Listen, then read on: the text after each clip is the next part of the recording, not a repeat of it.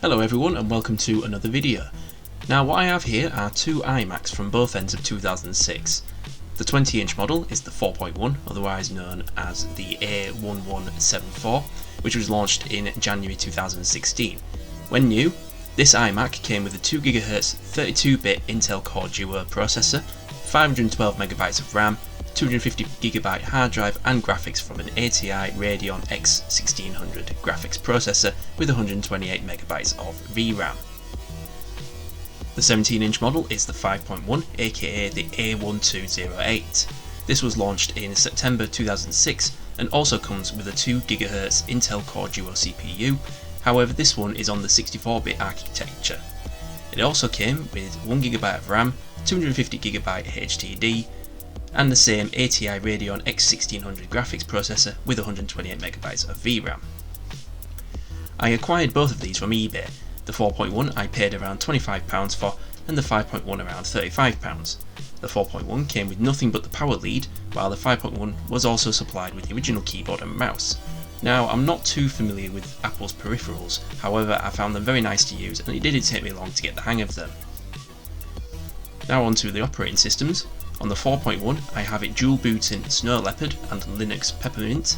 I did this using a program called Refit, which allows you to boot from a Linux DVD and install the OS from there.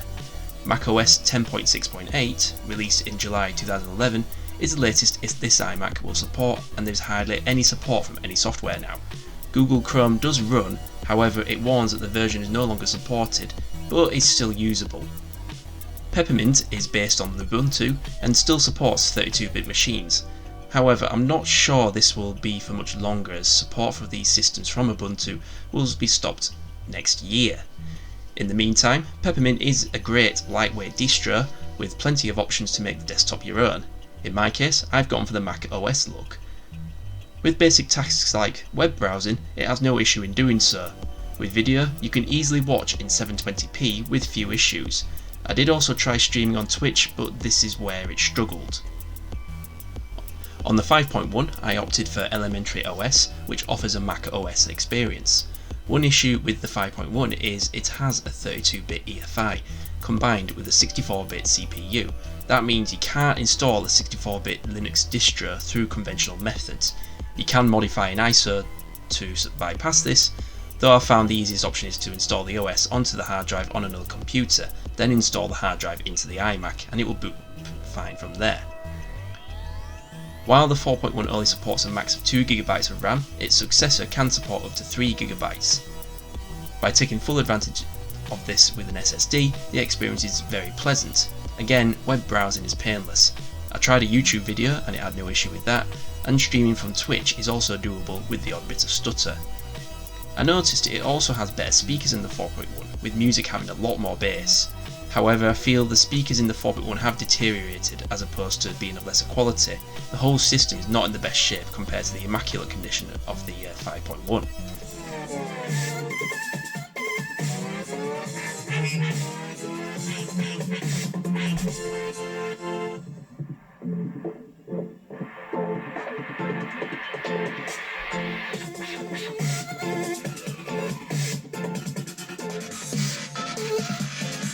Jam.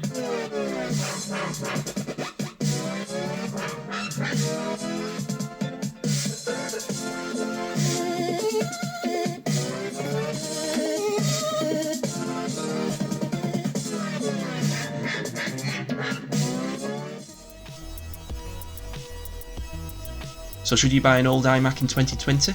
I would say this would depend on what model you go for and how you intend to use it. If you go for a model with a 64-bit CPU, you'll have a wider range of Linux distros to choose from with support for the long run. Don't count on using the latest Mac OS the models will support, as they are beyond obsolete. These iMacs have a lot of potential as media stations with their excellent displays and impressive speakers, so you could install something like Libre Elec to use the iMac solely for coding. You could also use them for retro gaming using RetroArch, which supports many operating systems, old and new alike, or install Batasera Linux to make the Mac a dedicated retro gaming machine, which also includes Kodi. What you also need to consider is whether or not you'd be comfortable with taking apart an iMac for maintenance and upgrading.